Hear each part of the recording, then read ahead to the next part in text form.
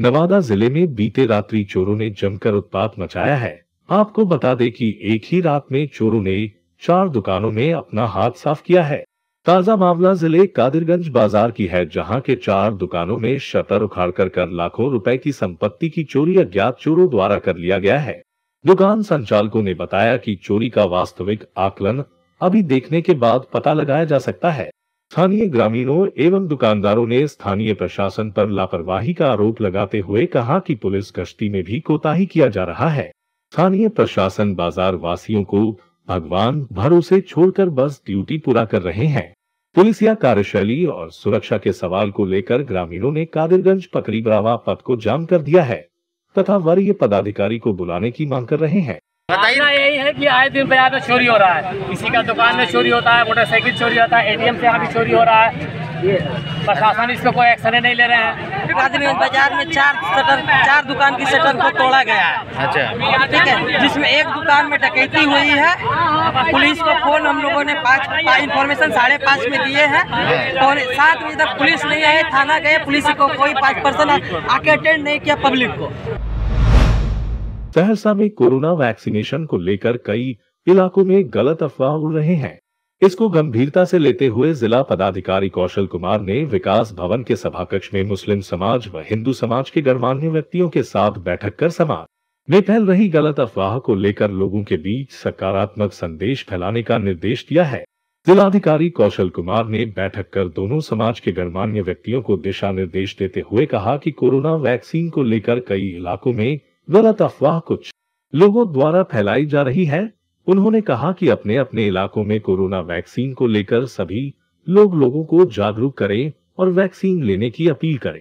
टीकाकरण एक सटीक माध्यम के रूप में उभरा है जो इस जानलेवा बीमारी के खिलाफ कार्य किया है और यह टीका पूरी तरह से सुरक्षित है और सेफ है और किसी तरह का अफवाह भ्रांति में नहीं फैले और इस तरह का टीकाकरण के संबंध में किसी तरह की अफवाह या भ्रांति किसी के द्वारा फैलाया जाएगा और वो अगर पकड़ा जाता है उस पर कठोर कार्रवाई की जाएगी। और ये टीकाकरण का काम सिर्फ हमारे मुल्क हिंदुस्तान ही में नहीं बल्कि पूरी दुनिया में हो रहा है और जितने इस्लामी ममालिक है वहाँ भी दिया जा रहा है। लिहाजा इसमें किसी अफवाह पर आने की कोई ज़रूरत नहीं है और सबको टीका लेना चाहिए और ख़ुद मैंने भी टीका लिया है। हमने इससे पहले भी जामा मस्जिद में ऐलान किया, जुमा में हमारे सहरसा बस्ती में कैंप लगा हुआ वैक्सीन का और हम लोग बार 5 वक्ता नमाज में भी हमने ऐलान किया है कि फला जगह वैक्सीन का कैंप लगा हुआ है, आप लोग वैक्सीन लें और जुमा की नमाज में हमने कहा। इसमें खासतौर पर मुस्लिम समाज को और दलित समुदाय के लोगों को बढ़ चढ़ के हिस्सा लेना चाहिए। किसी तरह की अफवाह में नहीं आना चाहिए। ये जितनी तरह की आ रही है कि इससे मरने की या कोई नुकसान की, ये सारी अफवाह है। इस पर बिल्कुल ध्यान न दिया जाए बल्कि हम सबको टीका लेना चाहिए और एक दूसरे को कह करके तैयार करना है कि सब टीका लें। इस्लाम में दवा और परहेज दोनों है और जो है दवा भी जो दवा बनाया है इसको हमारे बड़े से बड़े बुजुर्गों ने, पैगंबरों ने भी दवा दारू किया है। इसलिए टीकाकरण जो चल रहा है इसमें कोई नुकसान नहीं है। मेरा असल में जो ये अफवाह फैल गई है कि टीका लेने से लोग मरते हैं, ये गलत, सरासर गलत है और इसके अंदर कोई सच्चाई नहीं है। इसमें हम अपने समाज समुदाय से निवेदन करते हैं कि गलत है, गलत में नहीं आवे। इस टीका एक ही उपाय है जो वैक्सीन लगावे। बेगूसराय में यास तूफान के बाद विभिन्न गंगा घाटों में सोमवार से तरबूज की बहने का वीडियो वायरल हो रहा है।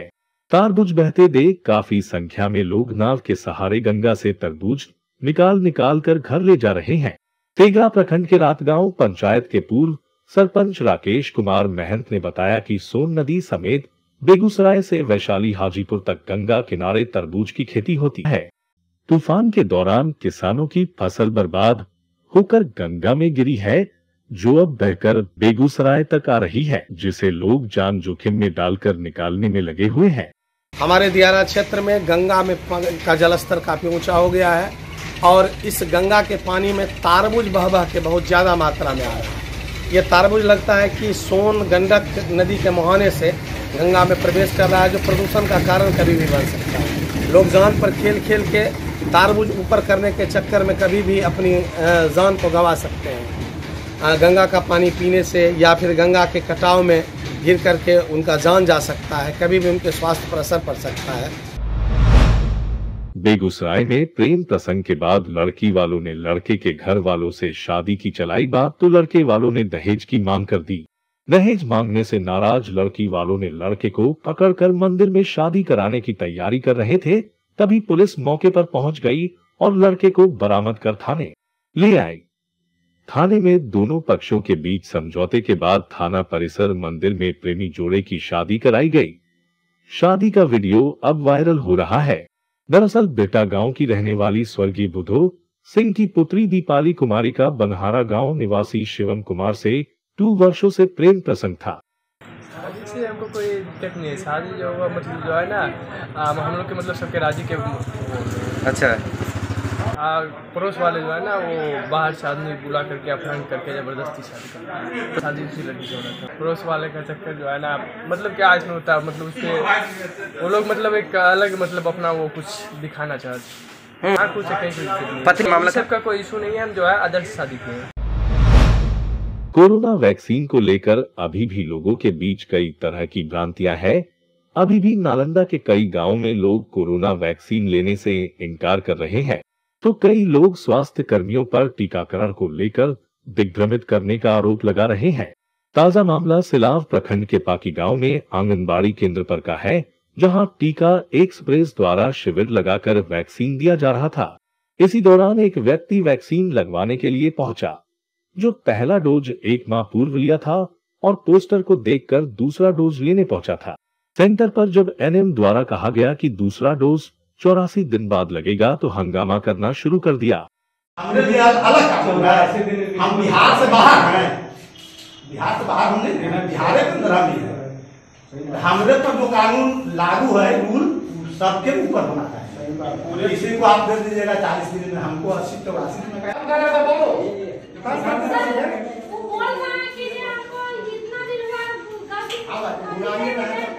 वहाँ कहे कि 28 तारीख को पड़ेगा, अब आए हैं तो कहते हैं कि अब 84 दिन में पड़ेगा। जितना दिन का इन लोगों की खुराक रहेगा तो सर हम ठीक है लिख के देते हैं कि हमको 12 फरवरी को पड़ा। आप सही है टाइम है उस पर कैसे आपको कहा कर दीजिए हमको 14 अप्रैल को पड़ा है। आप मौखिक बोले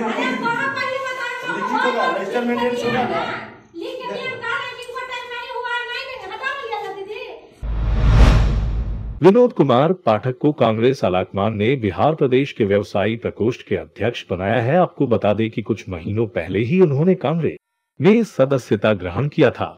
उसके बाद इन्हें तुरंत ही इनकी काबिलियत के वजह से व्यवसायिक प्रकोष्ठ का अध्यक्ष बनाया गया है।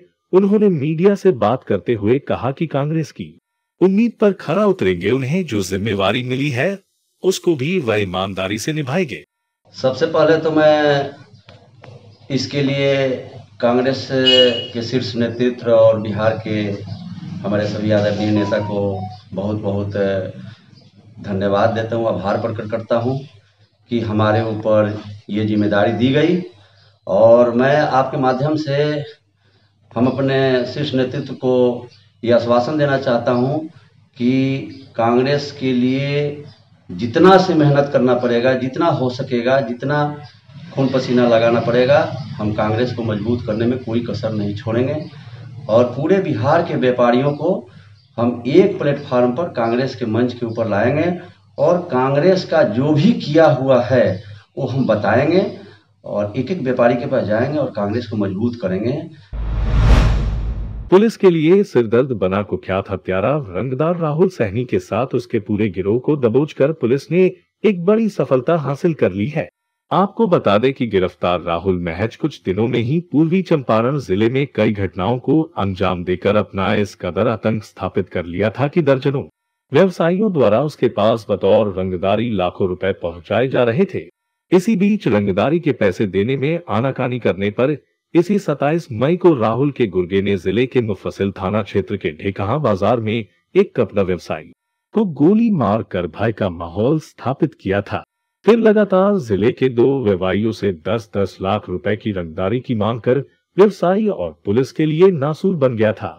पर इसी बीच पुलिस ने अपनी काबिलियत का परिचय देते हुए राहुल सहनी को बंगाल से गिरफ्तार कर लिया और फिर उसी के निशानदेही पर राहुल के पूरे गैंग यानी 9 अपराधियों को गिरफ्तार कर लिया। ढेका बाजार स्थित मुफस्सिल थाना क्षेत्र के ढेका बाजार स्थित लक्ष्मी वस्त्रालय के मालिक राकेश महतो को गोली मारी गई थी और उनसे पूर्व में अपराधकर्मी राहुल सहनी और उसके गैंग के द्वारा रंगदारी की मांग की गई थी। इसके बाद एसडीपीओ सदर और हमारे थानाध्यक्ष और टेक्निकल सेल के नेतृत्व में एक टीम का गठन किया गया और अनुसंधानोपरांत अपराधकर्मी राहुल सहनी को नॉर्थ 24 परगना पश्चिम बंगाल से गिरफ्तार किया गया और उसको ट्रांजिट रिमांड पे यहाँ पे लाया गया है। साथ ही आगे अनुसंधान करते हुए उसके गैंग के अन्य 9 अपराधकर्मियों को भी गिरफ्तार किया गया, जिसमें अरुण कुमार जिसने गोली चलाई थी वो अपराधकर्मी शामिल है। साथ ही वो पिस्टल भी बरामद कर लिया गया है जिससे गोली चलाई गई थी। मुजफ्फरपुर जिले के मनियारी थाना क्षेत्र अंतर्गत सोनवर्षा चौक के समीप उस वक्त अफरा तफरी का माहौल हो गया जब हथियारों से लैस बाइक पर सवार होकर बैंक लूटने पहुंचा था 4 अपराधी। हालांकि मुजफ्फरपुर पुलिस और ग्रामीणों की सक्रियता से बड़ी लूट की घटना हुआ नाकाम। बताया जा रहा है कि थाना क्षेत्र के सोनवर्षा चौक स्थित पंजाब नेशनल बैंक के शाखा को हथियारों से लैस 2 बाइक पर सवार 4 अपराधियों ने लूटने का प्रयास किया, लेकिन स्थानीय लोग और पुलिस की सक्रियता से लूट की कोशिश नाकाम हुई है। घटना की सूचना मिलते ही पुलिस घटनास्थल पर पहुंचकर मामले की जांच में जुटी हुई है। घटना है, क्रिमिनल आया था बैंक लूटने के लिए ना, बंदूक लिए हुआ था, 3 क्रिमिनल था, चौकीदार को मार रहा था। ग्राहक ने जैसे बगल का ही दुकानदार है, ग्राहक तमन्ने नाम है, वो कहा गए कहा चौकीदार के मार रहा। उसके बाद जैसे तमन्ने को ही एक चपेटा क्रिमिनल मार बैठा। इसी पर मैनेजर देख लिया, मैनेजर हॉर्न बजा दिया। अब यहाँ के सारा दुकानदार टाइट हो गया, बस तुरंत भागा क्रिमिनल।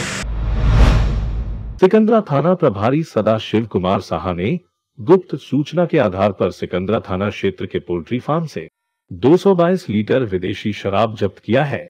बता दें कि शराब तस्करी के लिए लाई गई भारी मात्रा में विदेशी शराब को तस्करों ने जमीन के अंदर गाड़ कर रखा था, जिसे एसएचओ ने 1 घंटे की मशक्कत के बाद खोदकर सुरंग के अंदर से बरामद किया। जमुई जिले में लगातार प्रशासन का डंडा शराब तस्करों पर भारी पड़ रहा है, जिससे शराब तस्करों के बीच खलबली मच गई है। सूचना मिली कि कुमार गांव में एक मुर्गी फार्म में कुछ अपराधकर्मी अवैध देशी शराब की तस्करी कर रहे हैं, वहाँ रखे हुए हैं। इस सूचना के सत्यापन पे मेरे द्वारा एक टीम बनाया गया, बढ़िया पदाधिकारी को सूचित करते हुए, जिसमें पुवनी राकेश कुमार, एएसआई राजकिशोर, पुवनी राजेश कुमार, एएसआई लाल बाबू महतो और बीएमपी और जो हमारे सशस्त्र बल है वो लोग सब साथ गए और उस जगह में छापेमारी की गई। 222 लीटर बरामद की गई और जब्त की गई। इसमें किसी की गिरफ्तारी भी हुई है? किसी की गिरफ्तारी नहीं है, वो मुर्गी फार्म है, उसको चिन्हित किया जा रहा है, कांड दर्ज हो गई है, उसके बाद अनुसंधान में आएगा। बेगूसराय में कोरोना काल में गांव वालों को कौन कहे, अपने भी मौत के बाद साथ छोड़ रहे हैं। ऐसा ही एक मामला उस वक्त सामने आया जब सदर अस्पताल में इलाज के दौरान कोरोना मरीज की मौत हो गई, तो पत्नी के अलावा ना तो कोई परिजन पहुंचे, ना ही गांव वाले। तो जिला प्रशासन के सहयोग से पत्नी ने पति को मुखाग्नि देकर सिमरिया गंगा तट पर अंतिम संस्कार किया। मृतक की पत्नी ने बताया कि गांव वाले तो दूर बेटा बेटी भी नहीं आए, हमारा पति था, हम अपना कर्म कर रहे हैं। एसडीओ संजीव चौधरी ने बताया कि मरीज की मौत के बाद सूचना परिजनों को दी गई थी, लेकिन कोई नहीं आया, जिसके बाद पत्नी ने मुखाग्नि देकर अंतिम संस्कार किया है। अंतिम संस्कार की सारी व्यवस्था सरकारी गाइडलाइन के तहत जिला प्रशासन के द्वारा सिमरिया गंगा घाट पर कराई गई थी। बेटा बेटी से मतलब नहीं, बता कुछ खा पी ले, अपने चुरू में जल ले लिया।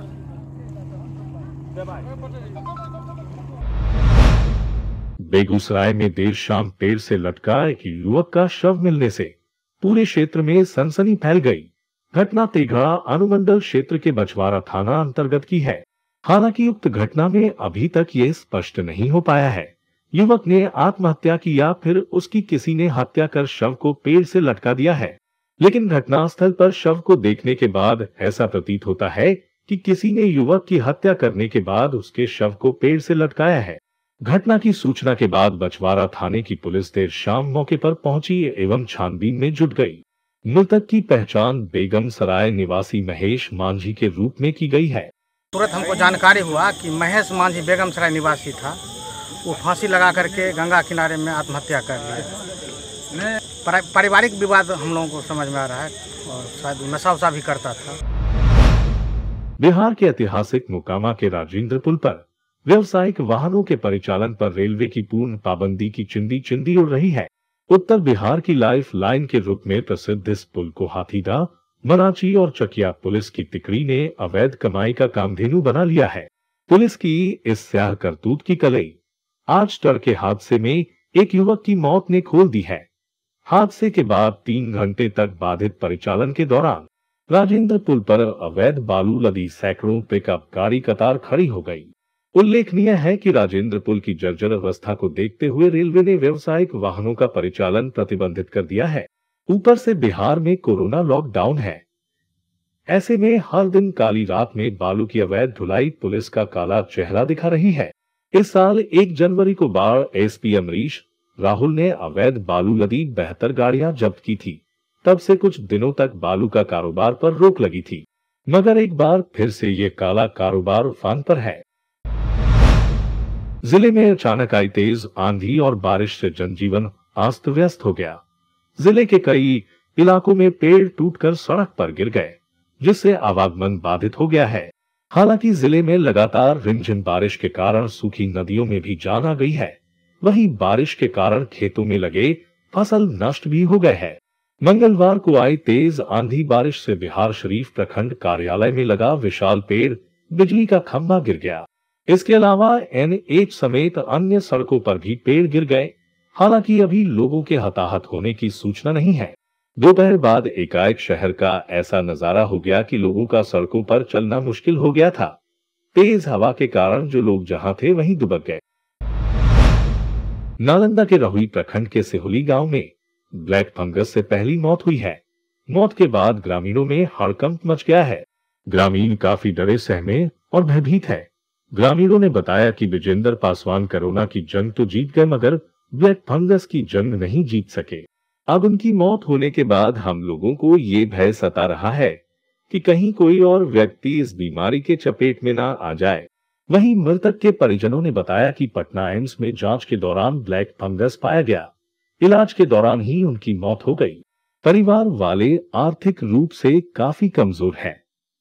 सरकार से आपदा के तहत मिलने वाली राशि की मांग कर रहे हैं। हुआ तो ऐसा था कि जैसे कि हॉस्पिटल से आए थे, BD हॉस्पिटल से, तो दो दिन ठीक रहे। फिर उनके अचानक आइज में दर्द हुआ। आइज में दर्द होने के कारण फिर उनको आइज डॉक्टर के पास ले गए।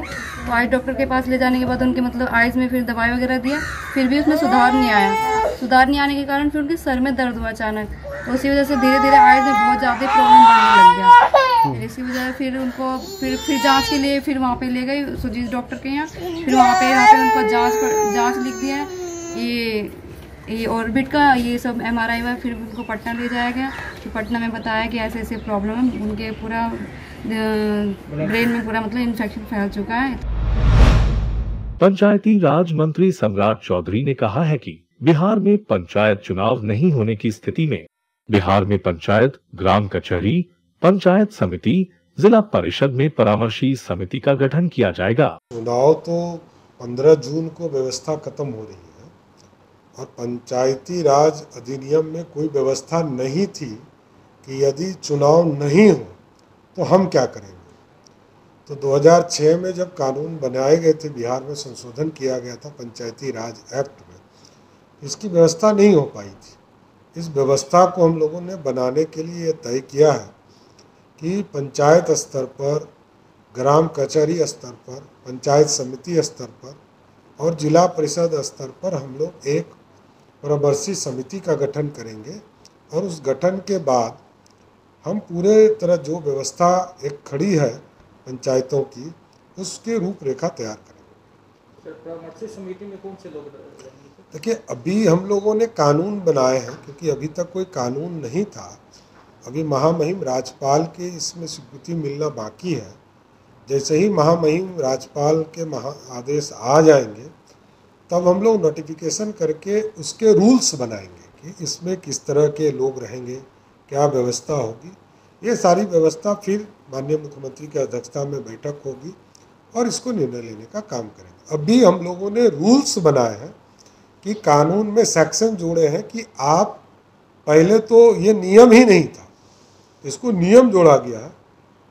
तो जैसे नगर विकास में प्रशासक का शब्द है कि प्रशासक वहाँ बहाल किए जाए, यहाँ प्रशासक नहीं बहाल करके हम लोग परामर्शी समिति का गठन करें। बिहार कैबिनेट के इस फैसले के बाद हम पार्टी के प्रवक्ता का भी बयान सामने आया है।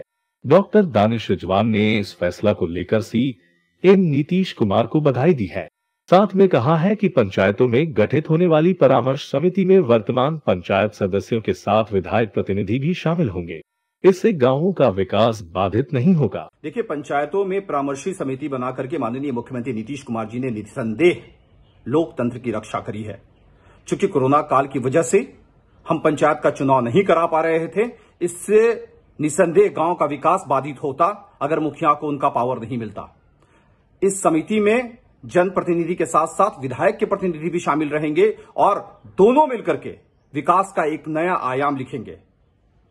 कैबिनेट के इस फैसले के लिए हिंदुस्तानी आवाम मोर्चा मुख्यमंत्री नीतीश कुमार जी को धन्यवाद देती है कि एक तरफ आपने चुनाव ना करा करके कोरोना से बिहार की आम आवाम की रक्षा करी है, वहीं दूसरी तरफ जनप्रतिनिधि को परामर्शी समिति में शामिल करा करके आपने लोकतंत्र की भी रक्षा करी है और विकास कार्य को भी बेदस्तूर जारी रखा है। उसके लिए बहुत बहुत धन्यवाद। बिहार कैबिनेट के इस फैसले के बाद राजद ने सरकार को आड़े हाथों लिया है। जनतंत्र में जनप्रतिनिधियों का आप अधिकार कम करके अधिकारियों को अधिकार देंगे, ये भी उचित नहीं है। एनडीए के ही सहयोगी दल हैं, आदरणीय जीतन बाबू मांझी जी ने भी मांग की थी कि कार्यकाल बढ़ाया जाना चाहिए। बीजेपी के माननीय सांसद श्री रामकृपाल यादव जी ने मांग की थी कार्यकाल बढ़ाया जाना चाहिए पंचायत जनप्रतिनिधियों का। हम लोग लगातार मांग कर रहे हैं। जनप्रतिनिधियों का आप अधिकार कम कर रहे हैं, ये सरकार की मंशा ठीक नहीं है। आप सख्त नियमों के साथ, कोरोना गाइडलाइन के साथ आप चुनाव करा सकते हैं। बिहार में भी पिछली बार चुनाव हुआ है, बंगाल में चुनाव हुआ है। भीड़ इकट्ठा नहीं करना है और सख्त नियम करके चुनाव तो हो ही सकते हैं। जनतंत्र में ये भी जो सरकार फैसला लेने जा रही है, ये उचित नहीं है। कार्यकाल बढ़ाया जाना चाहिए था। ज्ञाननगर निगम द्वारा मोक्ष की नगरी ग्याजी भगवान विष्णुपद मंदिर परिसर व विष्णुपद शमशान घाट का सैनिटाइजेशन किया गया ताकि पूरी तरह से गया शहर कोरोना मुक्त हो सके। ज्ञाननगर निगम के सफाई कर्मी पदाधिकारीगण द्वारा फल्गु नदी किनारे शमशान घाट पर कोरोना से मरने वाले का अंतिम संस्कार कराया जा रहा है। खास तौर पर जो लावारिस पड़े हुए हैं, जिनको कोई देखने वाला परिजन नहीं है, अंतिम संस्कार की व्यवस्था गया नगर निगम कर रहा है। आ रही है, जैसे रात में मैं टीवी में देख रहा था कि बैंकॉक में तीसरी लहर कहर बरपा रहा है। भगवान न करे हिंदुस्तान में तिवारे इस तरह की बातें हो। जो मंजर दूसरे में देखा गया वो तो नियंत्रण से कैसे दिख रहे थे, हवा से, पानी से, दवाई से, किस तरह से प्रॉब्लम में थे।